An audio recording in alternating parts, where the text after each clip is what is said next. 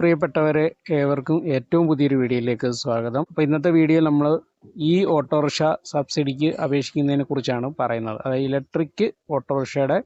അപ്പോൾ നമ്മുടെ ഈ ചാനൽ ആദ്യമായിട്ട് ആണ് നിങ്ങൾ കാണുന്നതെങ്കിൽ തീർച്ചയായിട്ടും ചാനൽ ഇപ്പോൾ തന്നെ ഒന്ന് സബ്സ്ക്രൈബ് ചെയ്തേക്കുക. അതുപോലെ തന്നെ വീഡിയോ ഒന്ന് ലൈക്ക് ചെയ്ത് കാണുക. മറ്റുള്ള ആളുകൾക്ക് ഉപകാരപ്പെടുന്നതിന് വേണ്ടി ഒന്ന് ഷെയർ ചെയ്ത് കൊടുക്കുക. നിങ്ങളുടെ വിലയേറിയ അഭിപ്രായങ്ങളും നിർദ്ദേശങ്ങളും സംശയങ്ങളും ഒക്കെ തന്നെ വീഡിയോയുടെ കമന്റ് ബോക്സിൽ രേഖപ്പെടുത്താൻ മറക്കാതിരിക്കുക. സംസ്ഥാന സർക്കാരിന്റെ ഇ മൊബൈലിറ്റി പ്രോത്സാഹന പദ്ധതിയുടെ ഭാഗമായി ഇലക്ട്രിക് പാസഞ്ചർ ഓട്ടോറിക്ഷകൾ വാങ്ങാൻ സബ്സിഡിക്ക് മാർച്ച് 4 മുതൽ അപേക്ഷിക്കാം. ഓരോ വർഷവും തിരഞ്ഞെടുക്കുന്ന 1000 ഈ ഓട്ടോറിക്ഷകൾക്കാണ് 30,000 രൂപ വീതം സബ്സിഡി ലഭിക്കുന്നത്. മോട്ടോർ വാഹന വകുപ്പിന്റെ ഔദ്യോഗിക വെബ്സൈറ്റ് വഴി അപേക്ഷിക്കുന്ന ആദ്യത്തെ 1000 അർഹരായ ഗുണഭോക്താക്കൾക്കാണ് ആനുകൂല്യം ലഭിക്കുക. ശ്രദ്ധിക്കുക, ആദ്യം അപേക്ഷിക്കുന്ന 1000 പേർക്കാണ്, അതായത് കൃത്യമായ രേഖകൾ സഹിതം അപേക്ഷിക്കുന്ന 1000 പേർ. അപ്പോൾ അതുകൊണ്ട് എത്രയും പെട്ടെന്ന് അപേക്ഷിക്കുക. അപ്പോൾ ബാക്കി കാര്യങ്ങളോടെ മനസ്സിലാക്കിയ ശേഷം എത്രയും പെട്ടെന്ന് അപേക്ഷിക്കുക. ഈ സാമ്പത്തിക വർഷത്തെ സബ്സിഡിയിൽ 500 എണ്ണം മാർച്ച് 15 മുമ്പ് അപേക്ഷിക്കുന്ന വനിതകൾക്കായി സംവരണം ചെയ്തിട്ടുണ്ട്. ആവശ്യത്തിന് വനിതാ അപേക്ഷകരില്ലെങ്കിൽ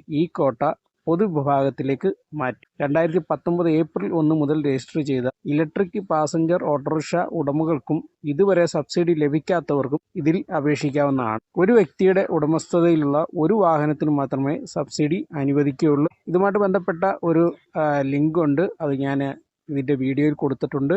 അതുപോലെ തന്നെ വീഡിയോയുടെ ഡിസ്ക്രിപ്ഷനിലും അതുപോലെ തന്നെ ഫസ്റ്റ് കമൻ്റായിട്ടും കൊടുക്കാം.